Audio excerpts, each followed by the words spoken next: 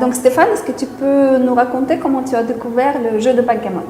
Alors on est vraiment une famille de joueurs, on joue à tout, jeux de cartes, jeux de société. Et un jour ma sœur est arrivée avec ce jeu. Et ben donc toute la famille s'est mis à jouer. Et initialement c'était marrant parce que je n'aimais pas ce jeu parce que je perdais.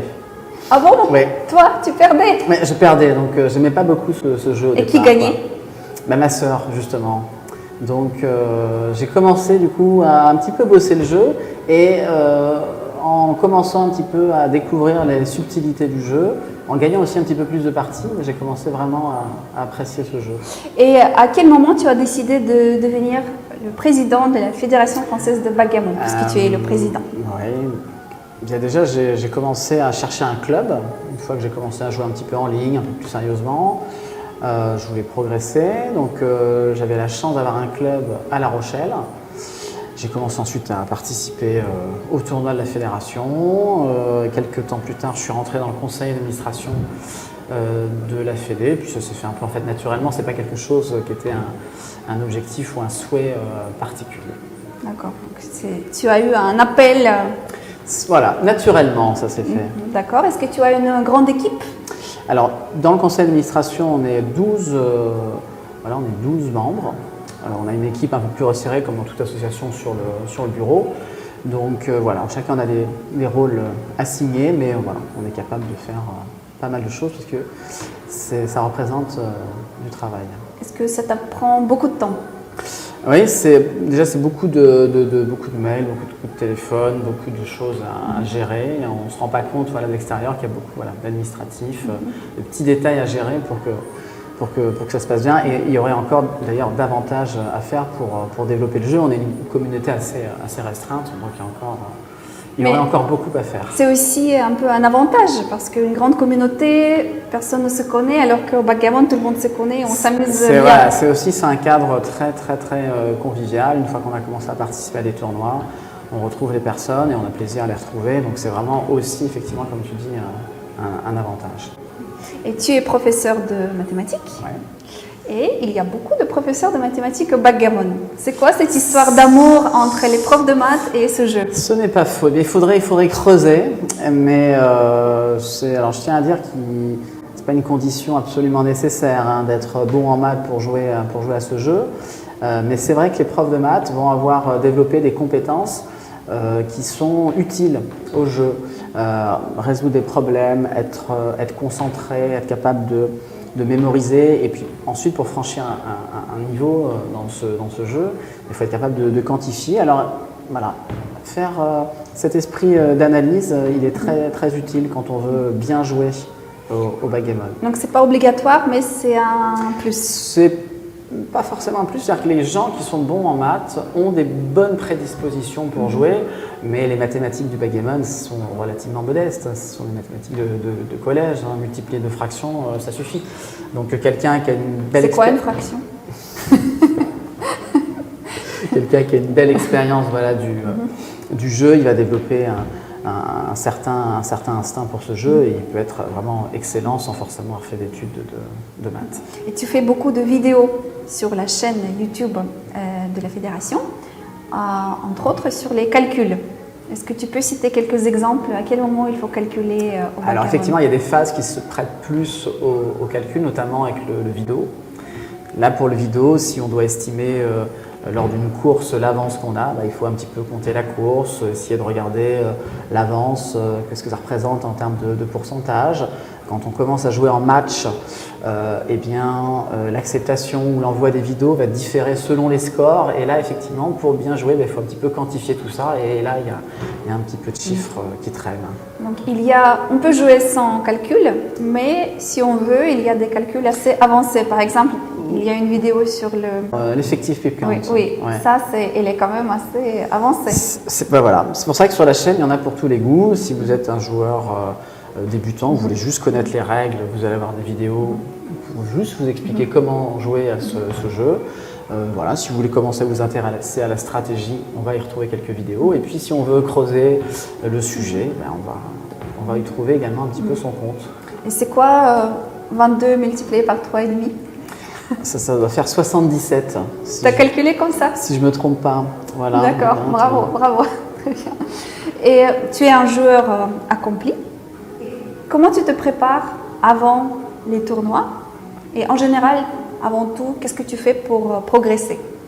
Alors, c'est vraiment un jeu d'expérience, donc il faut beaucoup jouer, être confronté à beaucoup de situations problématiques.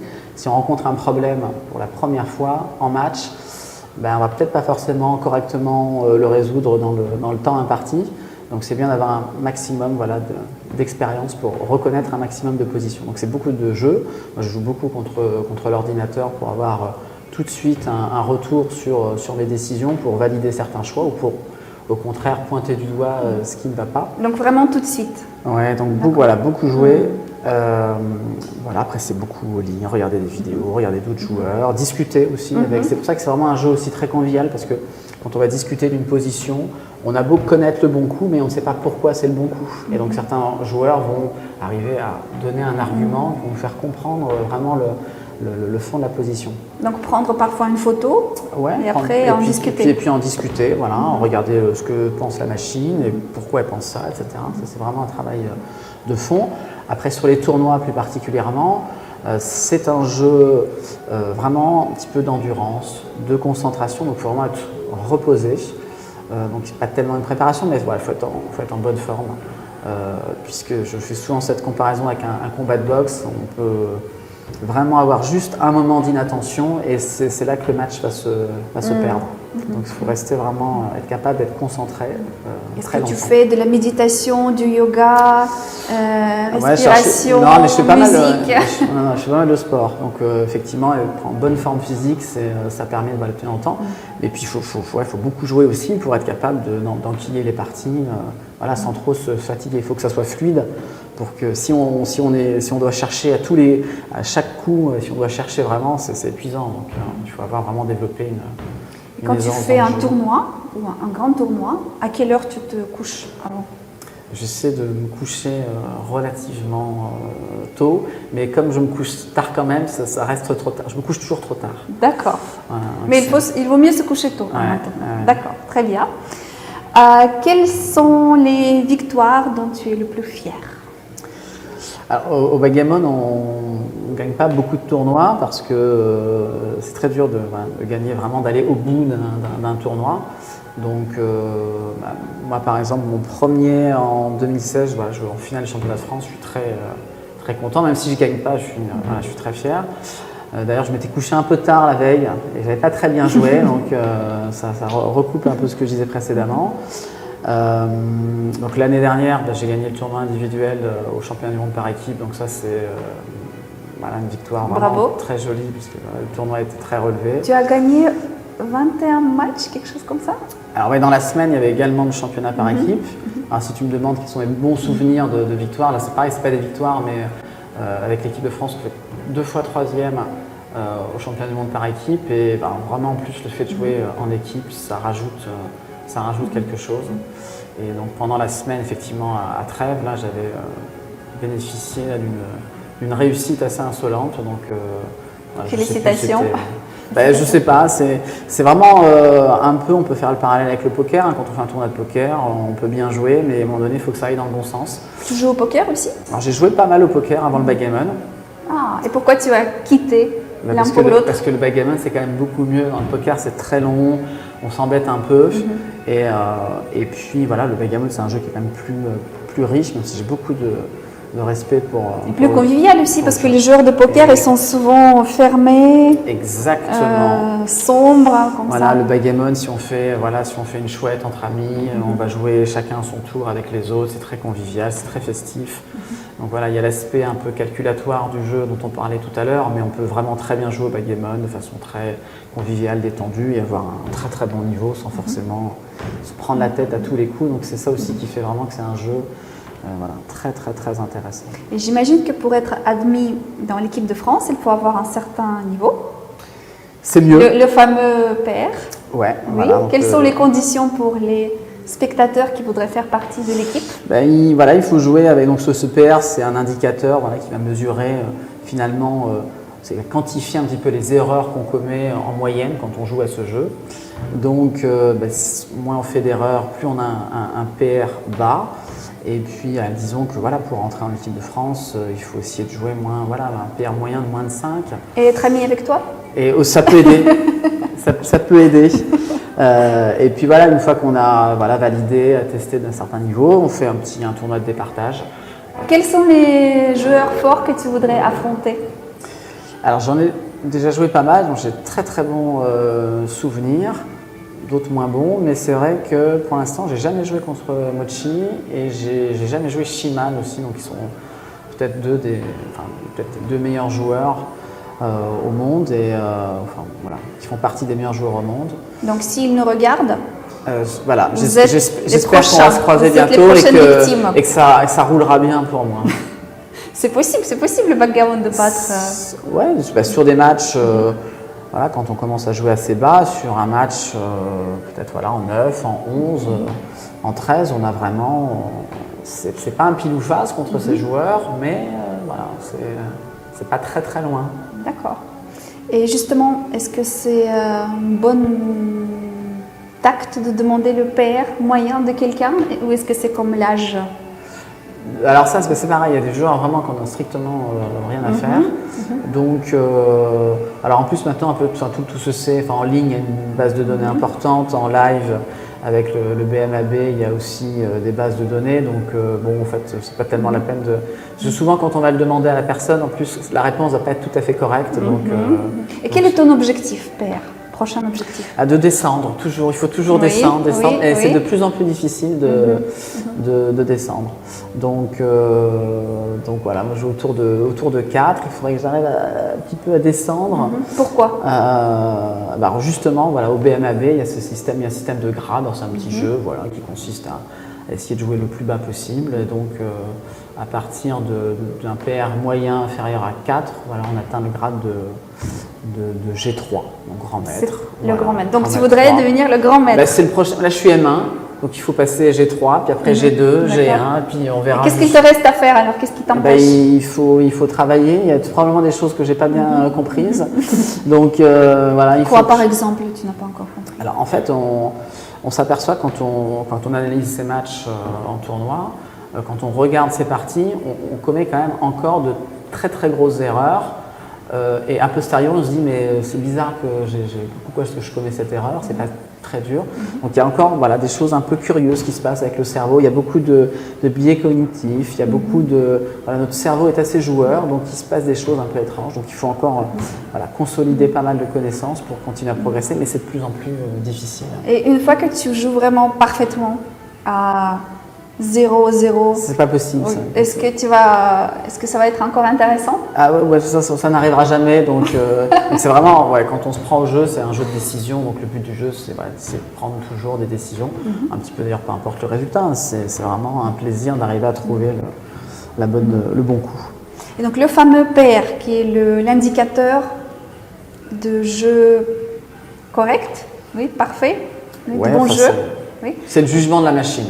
D'accord. Donc il y a des joueurs qui vraiment vénèrent cette religion. Ouais. Et puis pour d'autres, c'est rien, c'est pas important. Ouais, c'est très bien. Oui. Pourquoi? Non, parce qu'encore une fois, c'est un jeu. A priori, quand on va faire un tournoi de backgammon, à la fin, on demande le PR à personne. Il y a un seul joueur qui soulève le trophée. Donc c'est un outil pour progresser. Voilà, il ne faut pas non plus en faire l'alpha et l'oméga du jeu, c'est pas ça le backgammon. C'est un jeu de stratégie avec du hasard, un jeu festif, un jeu qui est vraiment très facile à apprendre et qui est très très amusant et plaisant à jouer. Il y a une adrénaline, il y a des coups du sort, c'est jamais fini. Dans une partie, c'est une résilience dans ce jeu qui est tout à fait remarquable. Donc Parce que ça peut enlever aussi un peu de plaisir. Exactement, ça rajoute un peu de stress. C'est comme quand on est à l'école et qu'on a peur de la note. Tout ça, Donc on peut très bien apprendre sans forcément faire de contrôle derrière. Donc c'est pas le plus important. Ça. Donc en parlant de PR, il y a des logiciels de backgammon qui analysent le jeu. Ouais. Est-ce qu'ils sont utiles? Est-ce qu'il faut les utiliser? Est-ce que c'est bien? Encore une fois, c'est une démarche voilà, personnelle. C'est un outil qui existe, on peut l'utiliser. A priori, voilà, l'ordinateur a quand même compris des choses que les humains n'avaient pas tout à fait comprises au préalable. Donc, pour apprendre, ça me semble une bonne idée d'essayer un petit peu de comprendre le jeu de la machine, même si on ne peut pas affirmer dans une position que la machine a raison. C'est son évaluation, mais il faut être un peu modeste et peut-être prendre le parti de se dire il y a peut-être un peu de vérité dans ce qu'elle nous raconte. Mais je donne un exemple. Par exemple, souvent, quand on nous donne une vidéo à 4, par exemple, ou à 8 même, selon l'extrême gammon, il faut le prendre, c'est un take. Ouais. Sauf qu'on a 25% de chances de gagner. Selon le logiciel, c'est un take. Sauf que, quand même, très souvent, on perd. Ah oui, parce que si on n'a que 25%, 3 fois sur 4, on va perdre. Donc, normalement, le bon choix, c'est de prendre, mais est-ce que finalement, il ne faut pas plutôt refuser, on s'en fout du PR, mais gagner le match? Ça fait partie voilà, des biais dont je parlais tout à l'heure. Les êtres humains, il y a une aversion au risque. Voilà, on est ainsi fait. Alors dans l'évolution, ça a certainement dû très très bien nous servir. En revanche, au backgammon, cette aversion au risque, elle nous fait parfois déjouer. On est mal à l'aise dans une situation, on préfère passer un vidéo. Voilà, qui paraît risqué, mais là il faut être un peu plus rationnel et voilà, dépasser un petit peu ses émotions pour essayer de prendre la décision optimale. Quel livre conseillerais-tu aux gens qui souhaitent s'améliorer? Ton top 3 ouvrages? Alors, top 3 c'est difficile. Alors, sans forcément d'ordre, hein, mais peut-être pour les joueurs qui veulent s'intéresser au jeu, qui veulent avoir une vue un peu d'ensemble du jeu, le bouquin de Bill Roberti sur les 501 problèmes est vraiment un très très bon livre. On mettra dans la description. Tout à fait. Et voilà, il y a plein de problèmes et à chaque fois il donne quelques petits conseils et qui sont assez faciles à mémoriser et c'est vraiment un très très bon bouquin. Pour les joueurs qui veulent vraiment peut-être franchir un palier, vraiment jouer un meilleur niveau au backgammon en tournoi en particulier, et le Bootcamp de Walter Trice. Il y a vraiment beaucoup de choses très très utiles dedans. C'est en anglais. Alors c'est en anglais. Tout ça c'est en anglais. Les 501 problèmes, oui. Voilà, la Fédé, on est très fiers d'avoir édité un livre de problèmes de François Tardieu. Et ce livre-là, clairement, voilà, en français, c'est ce qui se fait de mieux. Et on va aller vraiment un niveau aussi au-dessus dans la compréhension, tout ce qui est du jeu de pion, c'est vraiment un excellent livre. Je l'ai commencé, il est très bien, très accessible. Et exactement, c'est pas trop de maths. Non, ça va, heureusement, pas de fraction. Pourquoi faut-il prendre une licence FFBG? Qu'est-ce que ça donne? Qu'est-ce que ça peut apporter aux Alors joueurs? déjà, pourquoi ne pas la prendre? Parce que la licence, premier niveau licence, il est gratuit. Si vous êtes intéressé par le backgammon, voilà, vous faites partie de cette communauté du backgammon. Vous êtes au courant de l'actualité du backgammon. Vous avez des tournois en ligne qui sont gratuits, voilà, accessibles. Et puis voilà, c'est un premier pied dans cette communauté du backgammon.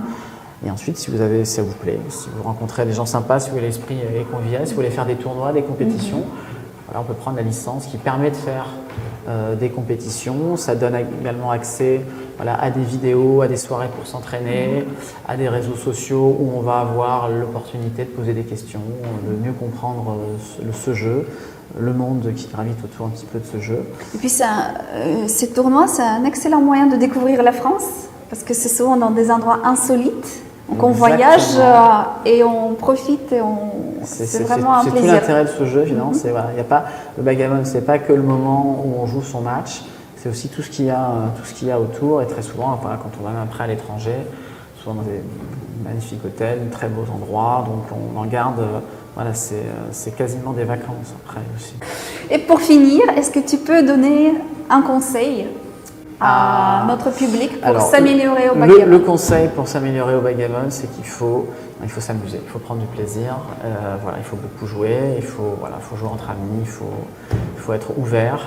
Et puis évidemment après, voilà, si on est intéressé par le jeu, on va trouver du matériel pour progresser, mais voilà, c'est un jeu, il faut s'amuser. Si on jouait un match, maintenant tu jouerais quelle sorte de match?